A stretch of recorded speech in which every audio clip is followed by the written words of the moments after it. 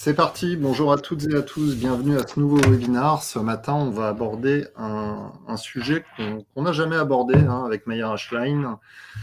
On va parler d'une formation certifiante pour les RH. Donc ce webinaire, on l'a intitulé Manager RH, booster vos compétences du futur. Et pour nous accompagner ce matin, je reçois d'une part Pascal Photius de chez Oasis Mobilisation. Et puis ensuite, je reçois 3 personnes qui nous viennent de chez EDF, Véronique Miller, Franck-Olivier Bonafé et Anne-Marie Vollet. Je vais d'abord laisser, dans l'ordre, Véronique se présenter. Bonjour Véronique. Bonjour à vous toutes et tous.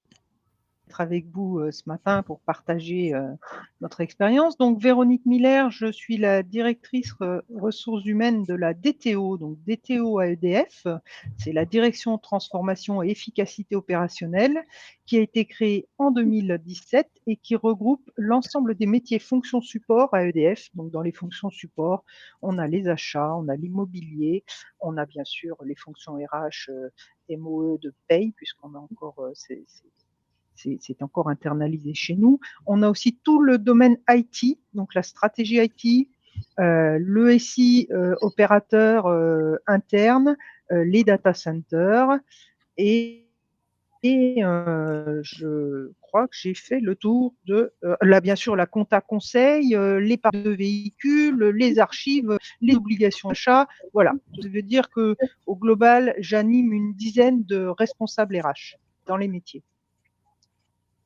Merci. Bonjour Franck-Olivier. Bonjour à tous. Donc, moi, je suis Franck-Olivier Bonafé. Je suis responsable RH de l'unité de ce qui s'occupe de la production hydraulique dans l'Est pour EDF, donc qui intervient sur la vallée du Rhin et sur les Ardennes. Voilà, donc un RH opérationnel. Et j'ai moi-même suivi le cursus dont on va parler tout à l'heure en 2021. Donc, je pourrais vous en dire quelques mots. Tu es notre grand témoin. Bonjour Anne-Marie. Oui, bonjour à tous. Je suis Anne-Marie Vollet. Donc, moi, je travaille au niveau de la DRH Group et je suis pilote de l'Académie RH, c'est-à-dire que j'ai la responsabilité des formations pour la filière RH à la maille du groupe EDF France. Et j'embarque également les questions de GPEC et de performance de la filière. Merci. Et puis Pascal Photius, bonjour. Je te laisse te présenter. Merci Christophe. Bonjour à toutes et à tous. Donc, je suis ravie vraiment d'échanger avec vous aujourd'hui sur ce parcours certifiant. Et je suis directrice de projet People and Change au sein d'Oasis Mobilisation. Et j'assure la direction du programme. Et nous avons le plaisir d'animer chez EDF. Voilà. Alors, pour démarrer ce webinaire, pour qu'on comprenne bien de quoi on parle, je vais d'abord te laisser nous présenter ce cursus. Rapidement, 3-4 slides pour présenter les choses. Je te laisse la parole, Pascal. Très bien. Donc, je vais essayer de structurer mon propos en 4 temps. Tout d'abord, effectivement, reparler du but de ce parcours. Pourquoi pourquoi on adresse ces thématiques? Pourquoi on en a constitué un parcours long qui fait 21 jours et qui est un parcours blended. Donc, je vais d'abord structurer mon propos avec les contenus. Pourquoi quels contenus sont adressés pour répondre à quels enjeux? Dans un second temps, l'ambition pédagogique de ce parcours. Dans un troisième temps, reclarifier la cible auquel ce parcours s'adresse. Et dans un dernier temps, la certification. Donc, je vais le faire de façon à ce qu'on comprenne bien le film. Donc, le but de ce parcours, les enjeux avec notre recul dans ce qu'on travaille avec la fonction RH, les vrais enjeux sont bien de comprendre le business, de pouvoir dialoguer avec différentes parties prenantes, COMEX, organisations syndicales, salariés, managers, piloter des transformations, se moderniser et maîtriser des démarches et outils efficaces dans le champ des ressources humaines. Donc, pour répondre à ces grands enjeux, les thèmes du parcours pour lequel on a un partenariat avec l'IGS et qu'on avance et qu'on anime chez EDF, c'est Oasis Mobilisation qui anime chez EDF, nous abordons ces 7 grands thèmes. Tout d'abord, pour répondre à la question du business, donc on a bien tout un champ qui travaille l'élaboration d'une stratégie RH créatrice de valeur. Comment s'assure-t-on que ce que l'on développe dans le champ des ressources humaines répond bien aux enjeux de l'entreprise? Donc, par exemple, comment est-ce qu'on s'assure que l'on développe bien les compétences de demain et qu'on soit capable de remettre en question ce qui est fait, qui n'apporte pas beaucoup de valeur ajoutée, etc. Donc, on retravaille dans cette dimension-là la capacité à bien re-questionner ces stratégies RH pour qu'elles soient en phase avec le business, et elle appuie aussi de prise de recul pour avoir les bons indicateurs de pilotage qui nous permettent de suivre des stratégies RH efficientes. On aborde dans un deuxième temps le pilotage de la transformation. Donc, on est vraiment centré. Donc, dans les enjeux, on voyait bien la question du pilotage et transformation. Donc, quel est le rôle de la fonction RH dans l'accompagnement de la transformation de l'entreprise, mais également, on va questionner beaucoup l'organisation même de la fonction RH dans sa capacité à, elle, être capable de se moderniser. Donc, la digitalisation de certains process RH est vraiment développée aussi au sein de ce parcours. On aborde dans un troisième temps la question de la mobilisation de l'engagement. La mobilisation de l'engagement, c'est vraiment vu sous l'angle de qu'est-ce que veut dire l'engagement, que veut dire l'engagement des collaborateurs, des managers, comment est-ce qu'on mesure l'engagement et comment est-ce qu'on mobilise effectivement des dynamiques collectives autour des collectifs de travail. Donc, on a dans ce thème cette dimension de la mesure, de la définition de ce qu'est l'engagement et de sa mesure. Donc, on aborde ensuite la question des talents, au sens de l'attractivité des talents, la question du développement et de la fidélisation, à l'aune là aussi d'un levier puissant de fidélisation qui est la politique de rémunération. Et ensuite, nous avons un cinquième thème qui renvoie à l'anticipation et le management des risques sociaux, que l'on aborde en 2 parties. Dans cette partie-là, on est vraiment centré sur les expertises juridiques, avec des avocats qui interviennent comme animateurs de ce parcours. On pose des expertises juridiques et on travaille sur le fonctionnement aussi des instances représentatives du personnel, des questions de droit du travail, de droit social. Dans le dernier module, donc anticipation et management des risques sociaux, partie 2, on est beaucoup plus sur la question de la prévention des risques psychosociaux, de la question de l'articulation des RPS avec la QVT, QVCT. Donc là, on a d'autres intervenants du groupe Oasis qui interviennent dans l'animation de cette partie-là. Et donc, j'ai sauté effectivement la politique RSE. Nous avons également un module sur la politique RSE. Donc, la RSE, ça embarque des questions de diversité, santé, écologie. Et on travaille beaucoup à l'appui de visions prospectives sur ces questions-là pour bien pouvoir re-questionner ce qui est fait aujourd'hui dans l'entreprise. Donc, voilà un petit peu la roue de l'ensemble des thèmes abordés. Donc, c'est un parcours de 21 jours avec 3 jours par thème qui constitue l'ensemble du parcours. Alors, c'est important de resituer l'ambition pédagogique qui renvoie à l'idée d'apprendre à concilier les logiques de prise de décision des grandes organisations et l'action RH. Donc, on est sur une élasticité, en fait, avec la possibilité d'accéder à des interventions de haut niveau qui vont permettre aux participants, aux membres de la promotion de développer une capacité à prendre du recul, problématiser, poser comme il faut les problèmes, bénéficier d'une pédagogie multimodalité, bénéficier d'un accompagnement individuel d'amont en aval du parcours, puisqu'on va le voir dans le cadre de la certification, on réalise une étude professionnelle qui est transversale à l'ensemble des thèmes évoqués. Formaliser son retour d'expérience, ça c'est aussi des questionnements qui sont très importants parce que dans le périmètre de ce parcours chez EDF, on a des interventions de dirigeants EDF qui viennent effectivement à l'endroit de chacun des thèmes. Et donc, ça permet derrière, quand on apporte une valeur ajoutée sur la prise de recul, qu'est-ce qui se passe sur ce sujet dans d'autres contextes EDF, on le recontextualise automatiquement avec des interventions de dirigeants EDF qui vont permettre de re-questionner avec toutes ces informations ce qui se passe chez EDF et comment agir autrement dans son entité. Développer ses capacités d'anticipation et de recul pour perfectionner ses pratiques et challenger ses postures, culture et technicité. Ça, c'est intéressant. Vraiment, le triptyque qu'on interroge dans ce cursus-là, c'est le triptyque technicité, culture et posture. Voilà. Donc, on est sur cette dynamique pédagogique. Donc, je voulais effectivement repréciser 2 choses, d'ores et déjà. C'est, de ce fait, à qui s'adresse, ce cursus, la cible, c'est 2 catégories, on va dire, des personnes, qui viennent de prendre la fonction de responsable ressources humaines et qui s'orientent dans un processus, de gestion des talents vers la fonction de RH, mais également des personnes, qui ont déjà exercé la fonction de RH dans un domaine de spécialité, par exemple Open Ben, formation, emploi, et qui souhaitent du coup élargir leurs compétences, sortir d'une dimension de spécialiste et d'expert pour devenir vraiment HRBP, partenaire du business. Donc on est sur cette cible-là pour intégrer un parcours comme celui-là.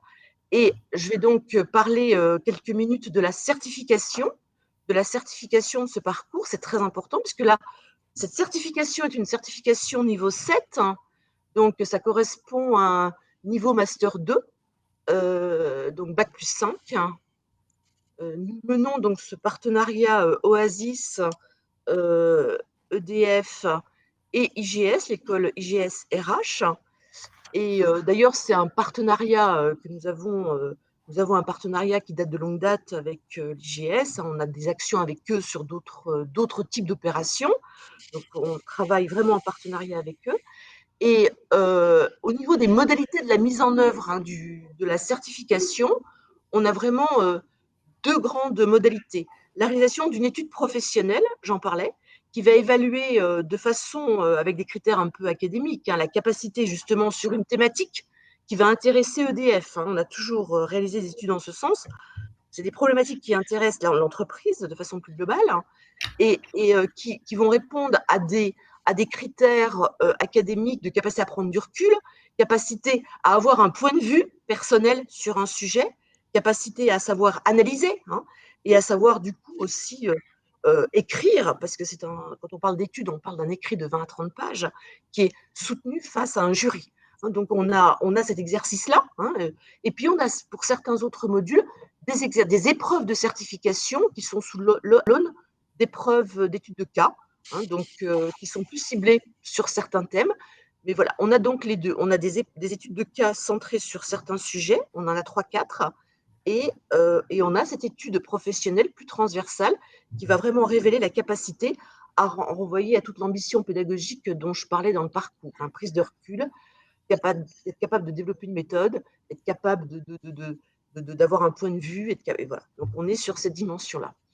Et le dernier point de la certification, c'est donc de soutenir chacune des épreuves, à mobiliser un jury qui est externe à Oasis, qui est externe à EDF, qui est externe à l'IGS. Donc ce sont 2 DRH externes qui vont venir évaluer ces études de cas et cette étude professionnelle réalisée par l'ensemble des membres de la promotion. Merci Pascal. Alors, on va rentrer dans le témoignage, parce que ce qui est intéressant, c'est de savoir comment tout ça a été mis en œuvre et comment c'est vécu chez EDF. Première question, Anne-Marie. Pourquoi, en fait, EDF a choisi de mettre en place un parcours certifiant? Alors, effectivement, par rapport à ce point-là, je dirais qu'il y a 3 grandes raisons. La première raison, et Pascal l'a évoqué, notre cursus est un cursus d'accompagnement à la prise de poste de RRH. Nos RRH au sein du groupe sont soit des salariés issus de la filière RH et qui ont évolué dans la filière, soit des salariés issus de la ligne managériale et qui arrivent sur des fonctions de RRH avec leur expérience managériale. Donc, pour nous, c'est reconnaître l'investissement de ces salariés dans cette fonction de RRH, qui est une fonction, tout un chacun le sait, très exigeante. La deuxième intérêt pour nous d'avoir un cursus certifiant, donc notre cursus, il est ouvert à tous les RRH à la maille du groupe EDF France. Et finalement, avoir cette certification, c'est reconnaître que tous nos RH ont le même niveau de compétences techniques, mais j'allais dire et surtout la même vision stratégique, la même capacité à aborder les problématiques, à les contextualiser, à prendre du recul. Et pour nous, c'est un facteur favorisant pour la mobilité au sein du groupe. que d'avoir comme ça cette reconnaissance collective de nos compétences de RRH. Et puis, le dernier point que j'aurais envie de citer, c'est aussi pour nous, filière RH, une manière de reconnaître tout le poids et l'importance que l'on donne à cette fonction de RRH en tant que vraiment partenaire des business partners et partenaires accompagnant de la transformation, du changement et dans nos unités, dans nos codires d'unités. Voilà les 3 grandes raisons qui font que l'on tient à cette certification côté EDF. Véronique, parce que j'imagine que des RH chez EDF, il y en a quand même un paquet, donc comment on présélectionne les personnes qui vont suivre ce cursus?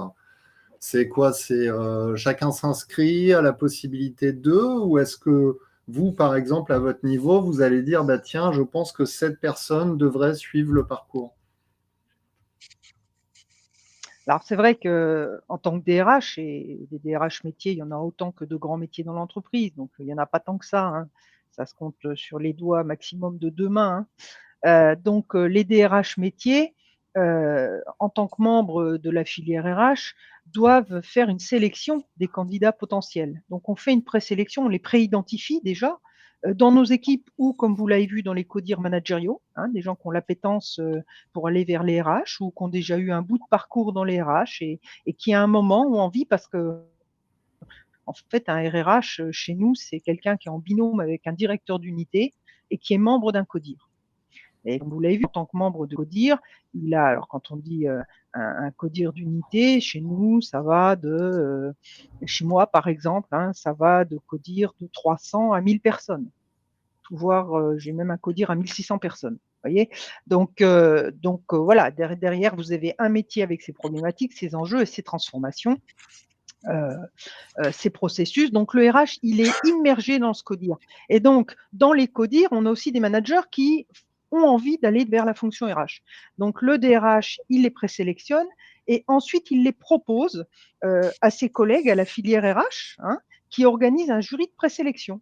C'est-à-dire qu'en fait, on ne devient pas RH comme ça. On est présélectionné parce que je ne reviens pas sur toutes les compétences nécessaires pour aller vers une fonction RH et l'exigence qu'il y a derrière la gestion du quotidien et des enjeux de posture aussi, hein. Donc, on fait déjà cette présélection pour voir si effectivement la personne peut engager ou peut aller vers un emploi de RRH. Et ensuite, je dirais cette présélection est importante parce qu'on va prendre le risque, donc on mesure tout ce risque, à mettre la personne dans un poste de RRH tel que je vous l'exprimais tout à l'heure, hein, pour accompagner un CODIR. Et c'est au moment où cette personne est nommée RRH seulement qu'elle va engager le cursus de professionnalisation. Donc, c'est de la formation-action, hein. C'est une formation qui est faite en situation de poste. Donc, c'est aussi une situation où les collaborateurs vont pouvoir partager avec d'autres collègues qui sont dans la situation de prise de poste. C'est pas je me forme avant d'aller prendre le poste, c'est je suis en pleine situation et je me forme. Et je partage avec des collègues qui sont dans la même situation que moi. Voilà, donc cette prise de recul par rapport à un poste de RRH qui est complètement accaparé par le quotidien, eh bien, je dirais c'est aussi une façon d'accompagner la professionnalisation des RRH en fonction. Voilà, donc il y a ce jury de présélection. Et puis en tant que DRH, je participe aussi en tant que de besoin au jury sur les études professionnelles quand on me sollicite. Voilà, donc les DRH métiers sont sollicités à toutes les étapes de professionnalisation et je peux même aussi en tant que DRH, et je le fais, être mentor de RRH qui sont sortis du cursus. Parce qu'à l'issue du cursus, certains demandent à continuer à être accompagnés et donc en tant que DRH métier, j'accompagne des RRH bien sûr qui ne sont pas de mon périmètre. Voilà, Merci, je ne sais pas si Véronique. j'ai répondu à toutes vos Ouais, très questions. bien. Du coup, ça donne un exemple qui est très pertinent, notamment en matière de mobilité interne. Je rebondis là-dessus parce que c'est un sujet qu'on traite assez régulièrement et souvent les RH nous opposent le fait que la mobilité interne est quelque chose qui peut être très long. Et en fait, dans votre exemple, on se rend compte que finalement, la mobilité interne, elle n'est pas immédiate, mais on a une prise de poste effective accompagnée d'une formation.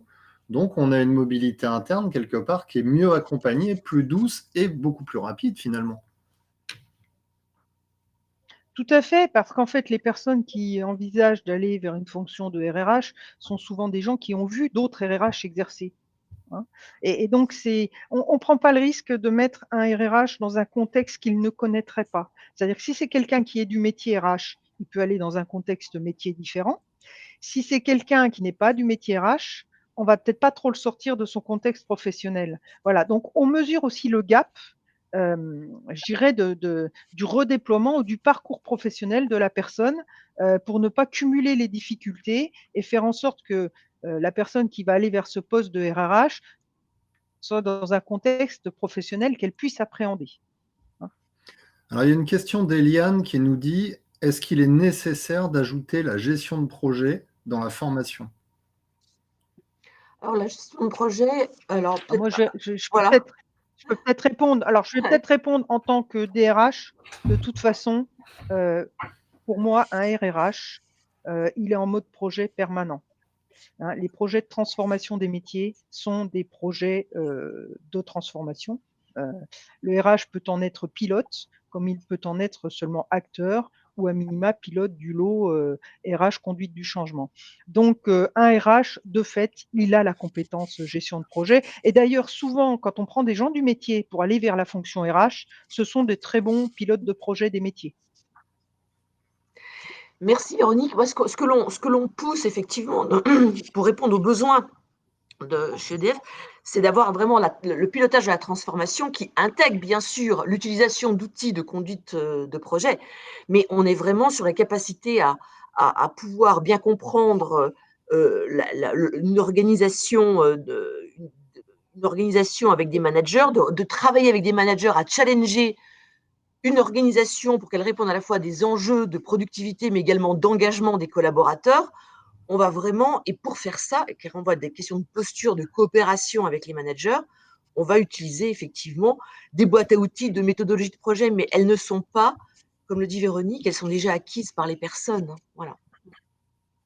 Alors, du coup, on va passer à notre grand témoin, Franck-Olivier. Première question.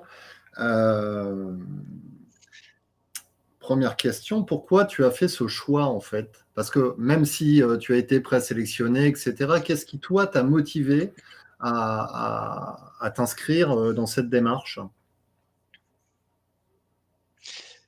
Alors, la première réponse, elle va être un peu basique, hein, mais parce que je voulais être RH. Donc, déjà, c'est la base. Et effectivement, comme l'a expliqué tout à l'heure Anne-Marie, il y a un accompagnement chez nous qui passe par ce cursus. Et en fait, très très rapidement, moi, je suis RH depuis longtemps. Hein, c'est mon parcours professionnel. Pour autant, j'ai vite compris et vite perçu, et pas récemment, que pour être RH, il y a un champ de compétences large à maîtriser, et que même si j'ai été spécialiste d'un certain nombre de domaines au fur et à mesure de mes postes précédents, la vision d'ensemble, elle était extrêmement importante à avoir. Et il y a tout un tas de champs sur lesquels, voilà, ce cursus, je savais avant d'y aller, qu'il m'apporterait des choses.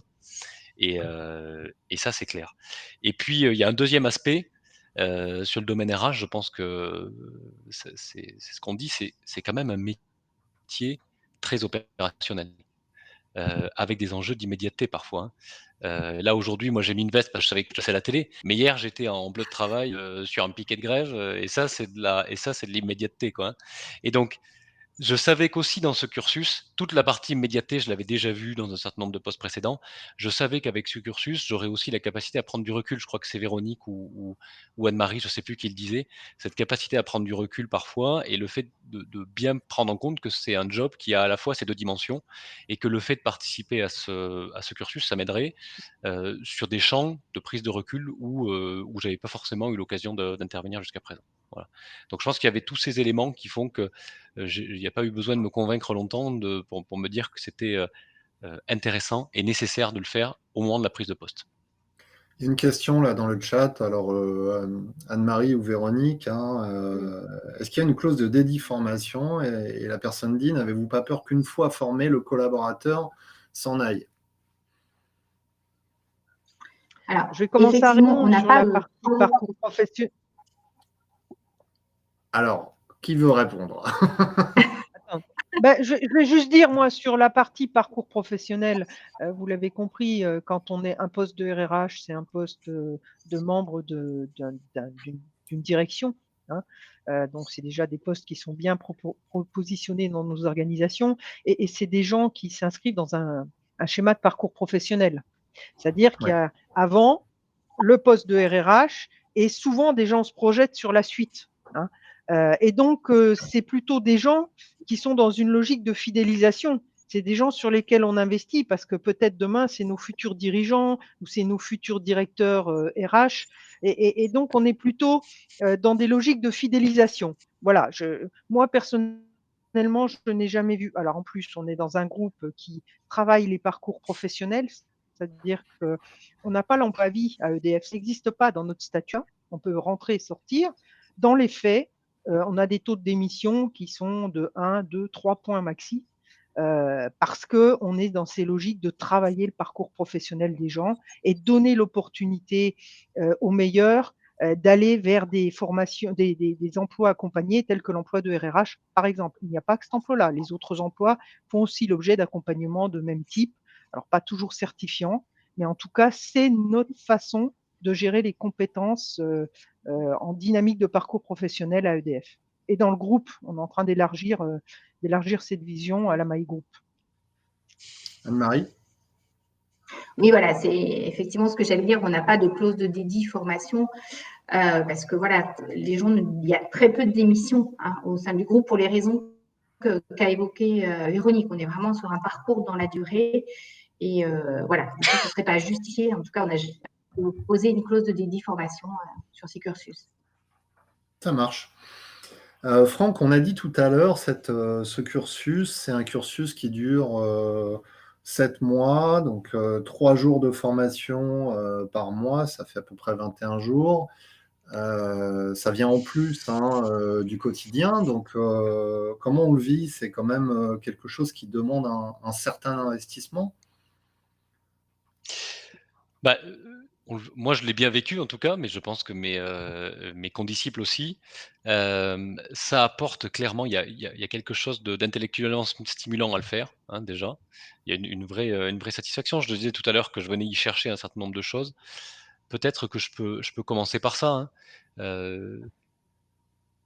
J'ai trouvé, sur les champs que présentait Pascal tout à l'heure, tout un tas d'apports sur des choses que, voilà, que je venais y chercher. Et puis je trouve que ça, la façon dont c'est organisé en promotion, c'est-à-dire avec des collègues qui viennent de partout dans le groupe, ça complète très, très fortement la formation. Je m'explique. On a des apports, par des intervenants de haut niveau, très intéressants. Pour autant, ces apports, ils font pas forcément directement toujours écho à des situations vécues et le fait d'avoir en même temps, les interventions des uns et des autres avec des profils, comme le disait Véronique, qui sont très différents, soit des RH de métier, mais des RH qui viennent d'environnements différents, soit des gens qui viennent de la filière managériale. Ça donne sur chaque thème qui est traité, sur tous les apports pédagogiques qui sont apportés, des illustrations différentes, des exemples, des partages, des temps de pause finalement où au milieu de la journée de cours, on s'arrête pour se dire bah tiens on a vécu ça, c'est intéressant et du coup on décortique des situations vécues qui viennent illustrer ce qu'on a raconté. Et donc ça c'est vrai que c'est extrêmement intéressant. Il y a une autre chose qui fait que c'est intéressant hein, quand tu demandes de comment je l'ai vécu, c'est qu'on est très bien accompagné. Sur la partie notamment, par exemple, si on arrive à parler du mémoire, qui est quelque chose qui dure sur voilà, on commence à s'en préoccuper assez rapidement dans le cadre du cursus parce que c'est un sujet de fond sur lequel on va travailler tout au long de la période.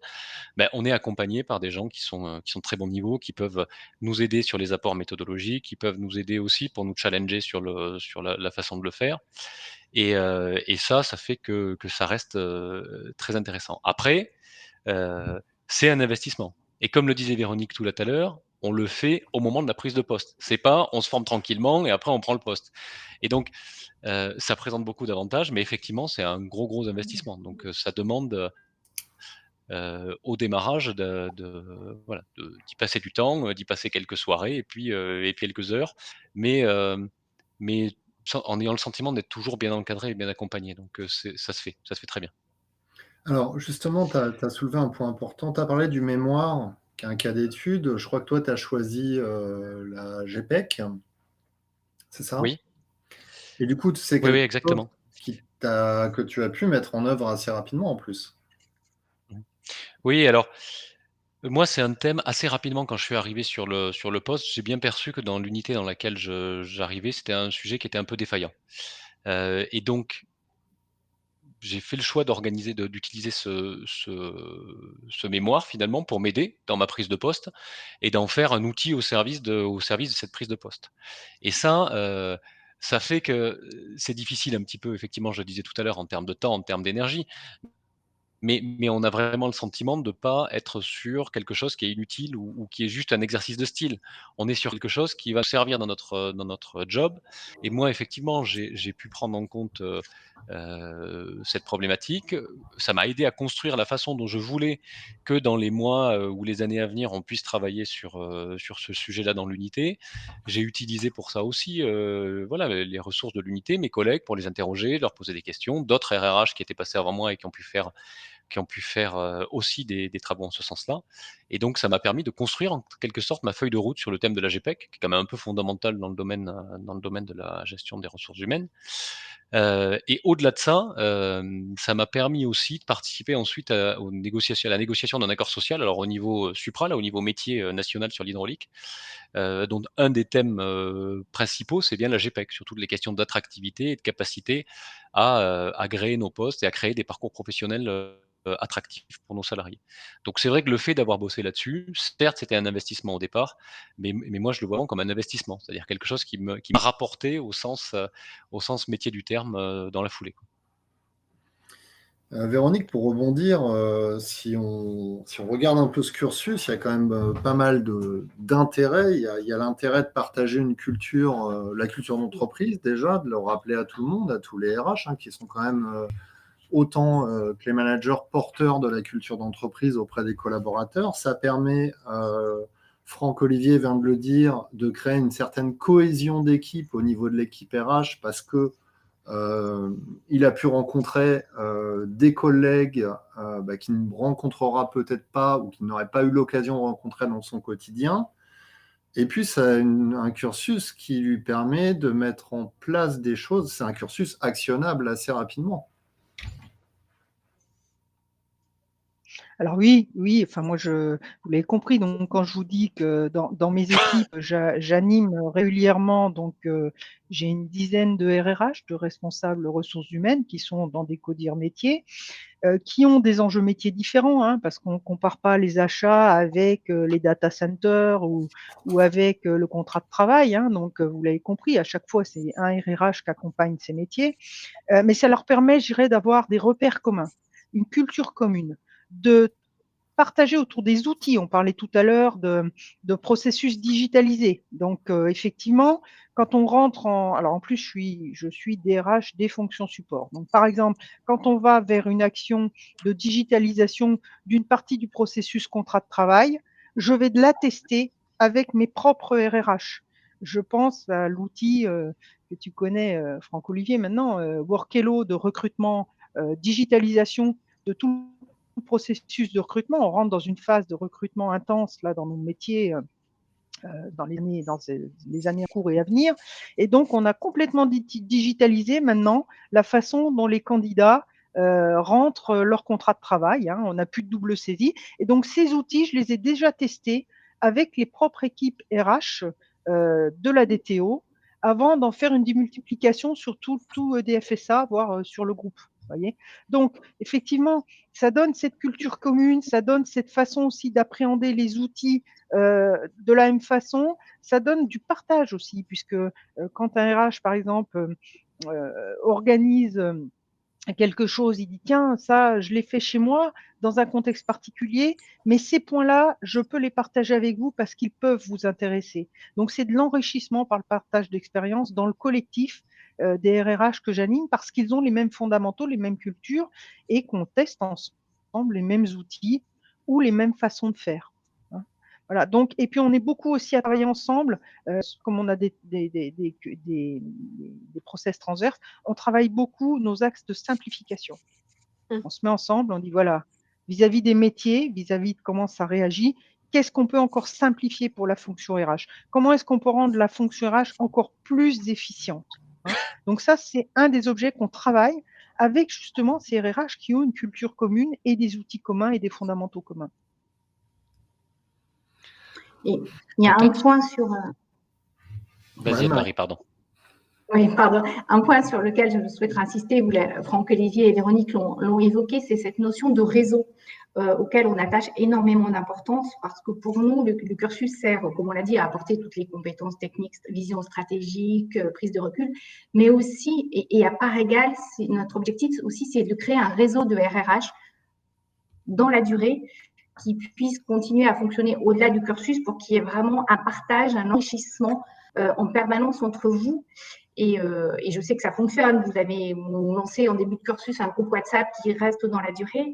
Et là, cette année, on va même aller plus loin puisqu'on va poursuivre la dynamique de réseau par des séances de co-développement qu'on met en place pour les RRH qui sont sortis du cursus de l'an dernier, qui nous ont dit, mais effectivement, ce réseau, c'est hyper important et on souhaite continuer à le faire vivre dans la durée parce que, voilà, il y a tout l'aspect enrichissant, professionnalisant auquel on est très attaché. Donc voilà, c'est pour ça que je me permets d'insister un peu lourdement et que je fais écho du coup à une des conversations dans le chat sur le sentiment d'appartenance, parce que c'est vraiment aussi un des objectifs du cursus.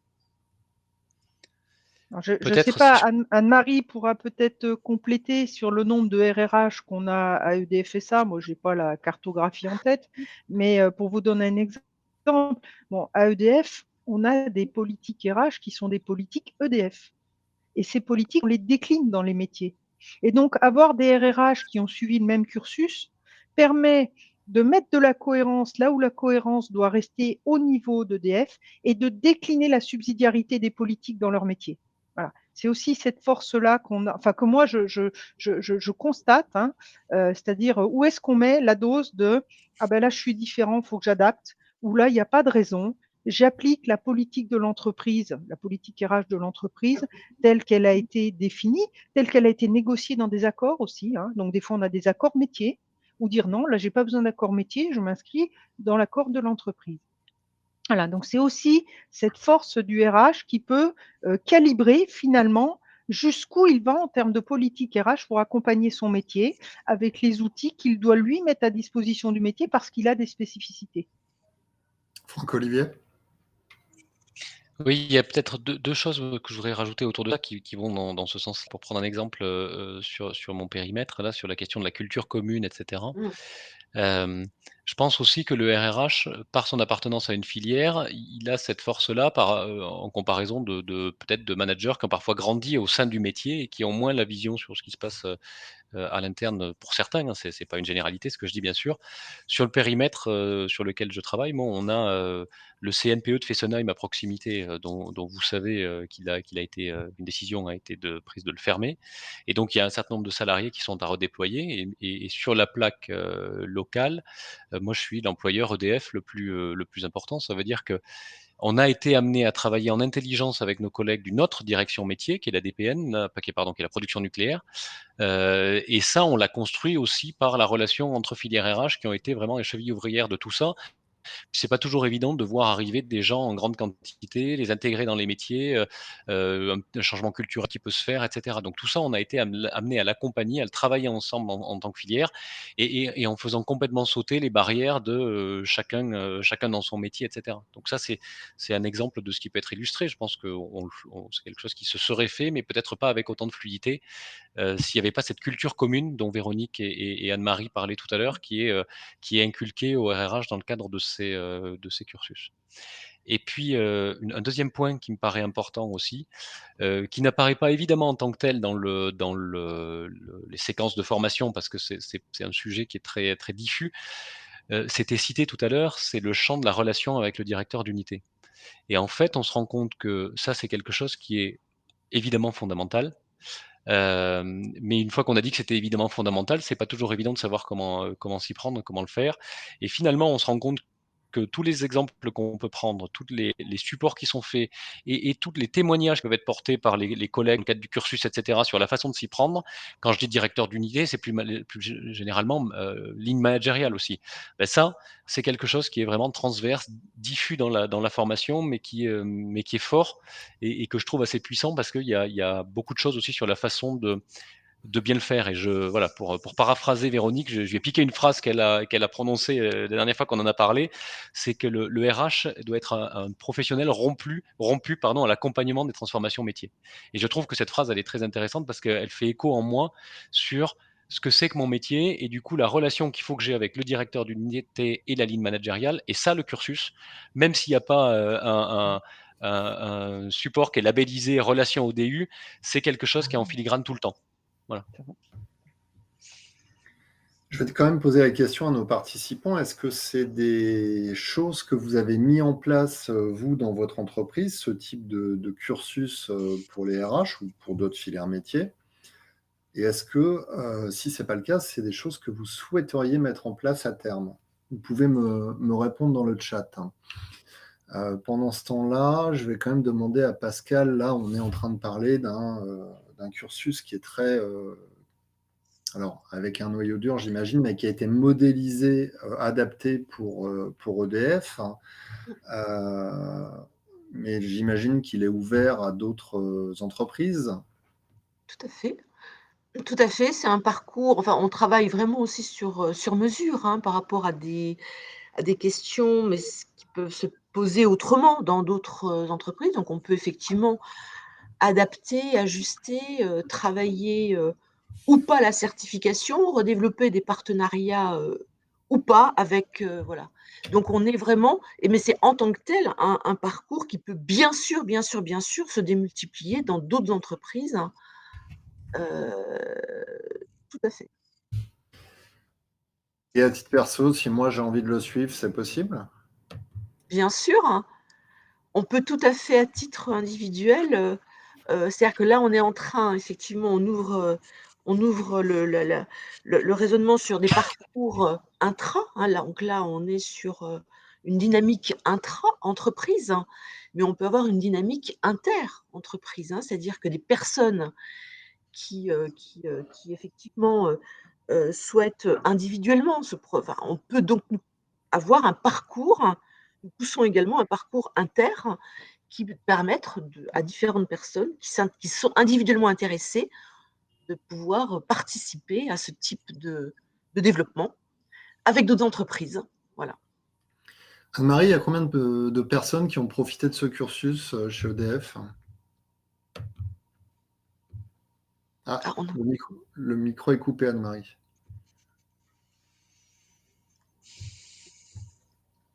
Anne-Marie, le micro est coupé. Bah, tout est coupé. Bon, c'est pas très grave, hein, il reste 2 minutes, hein, mais c'était à titre indicatif. Moi, peut-être, Oui. tous les ans, on a des promotions. En général, on a une promotion. Alors, ça va de. Pascal peut m'aider, mais en général, c'est 10-12 personnes. On est sur 14 personnes à peu Voilà. près. Hein. Voilà. Voilà. Et ça fait, voilà, ça fait des années. Hein, ça fait des années qu'on est sur ce rythme-là. Donc, vous voyez, un flux. Et il y a eu des années où on faisait deux cursus parce qu'on avait besoin de gréer la fonction RH. Hein. Est-ce que c'est quelque chose qui est effectivement, on déployé au s'interdit niveau pas. d'autres métiers? Dans l'approche, est-ce que c'est quelque chose qui s'applique à d'autres fonctions dans l'entreprise? Alors, on a des cursus qui sont pas forcément certifiés, mais par exemple, on a un cursus PMO, on a un cursus data analyst, on a un cursus. Voilà, on bâtit des cursus. Comme le disait tout à l'heure Franck Olivier, on est une entreprise qui a une valeur qui est l'emploi à vie, et donc on fait rarement, voire jamais de PSE. Et comme on est un groupe qui a une grosse surface, on est toujours en train de construire, alors de déconstruire des emplois, hein, parce qu'on supprime des emplois. Moi, en tant que DRH qui ai participé à plusieurs transformations, j'ai à mon actif plus de 4000 suppressions d'emplois. Mais je n'ai aucun licenciement. Par contre, j'ai plus de 4000 redéploiements à mon actif. Et donc, quand on prépare une transformation EDF, quand un RH prépare une transformation qui, entre guillemets, détruit de l'emploi, il prépare les passerelles vers lesquelles les salariés qu'il a dans ses emplois vont aller. Et donc, en tant que de besoin, si on redéploie 1000 personnes, on va peut-être déployer un cursus vers un emploi d'appel. Ça peut être des emplois commerciaux, ça peut être des emplois de fonction support, comme c'est le cas chez moi.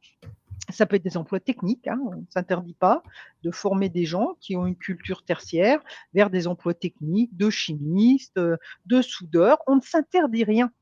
Donc, en fonction de l'appétence et des besoins, surtout l'importance, c'est la prospective et la GPEC pour pouvoir justement préparer par anticipation les passerelles de redéploiement.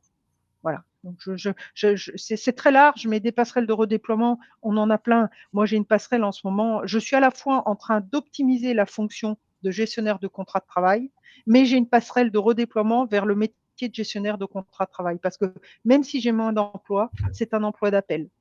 Donc voilà, ces notions-là, on les travaille collectivement, d'où cette culture commune de toute la fonction RH qui est importante.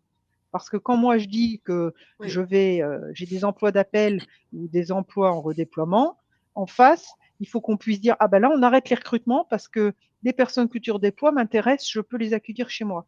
Et donc le métier d'à côté va peut-être arrêter son flux de recrutement externe pour pouvoir accompagner avec la passerelle de formation qui va bien ou d'accompagnement qui va bien, les flux sortant de chez moi. C'est un exemple. Ça marche. C'est très clair. Voilà, et c'est dynamique, effectivement, de pouvoir bien avoir une vision globale du groupe avec différentes entités, des filiales, cette année, on a effectivement des personnes d'Enedis et des personnes, voilà. Donc, on a ces attentes, parce qu'on a des entretiens préalables qui sont faits en amont, et les attentes des personnes qui rentrent dans la promo sont vraiment, voilà, d'avoir cette vision transverse, de pouvoir vraiment amplifier la capacité à raisonner groupe. Et ça, c'est très, très important. C'est en toile, c'est vraiment tout le temps présent. C'est une attente et ça augmente, ça amplifie effectivement ça amplifie les compétences, une partie qui est très importante sur la dimension culture. Voilà. On a une question dans le chat. Voilà. Oui, à l'issue de la formation, je comprends que voilà. Oui, toutes les problématiques relatives au droit social sont adressées dans le cursus. On alloue vraiment 3 jours sur ces questions. C'est aride, mais vraiment, dans l'enjeu de certification, on a besoin de pouvoir adresser toutes ces questions de droit social. On a quasi 3 jours autour de ce thème-là, avec des avocats, etc. Alors, vous avez dans le chat le lien vers tous les détails concernant ce parcours certifiant. Vous pouvez le trouver en bas à droite dans le chat. Et puis, ce webinaire, vous allez le retrouver en replay dès demain sur MyRHline. Il touche à sa fin, donc je vous remercie d'avoir été présent, d'avoir témoigné autour de ce sujet. Merci Pascal, merci Franck-Olivier, merci Anne-Marie, merci Véronique. Je vous souhaite un excellent déjeuner. C'est l'heure d'aller déjeuner. Et puis, je vous dis à bientôt. Merci beaucoup. Merci, bonne journée à tous. Merci, bonne journée à tous. Au revoir. Merci à tous. Merci. Au revoir. Au revoir. Au revoir.